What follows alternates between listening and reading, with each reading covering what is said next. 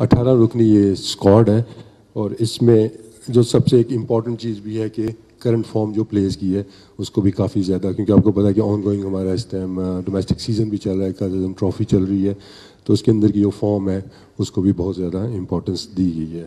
تو now will announce the squad. Babar Azam, Muhammad Rizwan, Abdullah Shafique, Abrar Ahmed, Azhar Ali,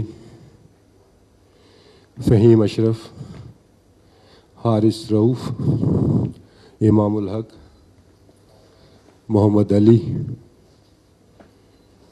Muhammad Nawaz, Muhammad Wasim junior, Naseem Shah,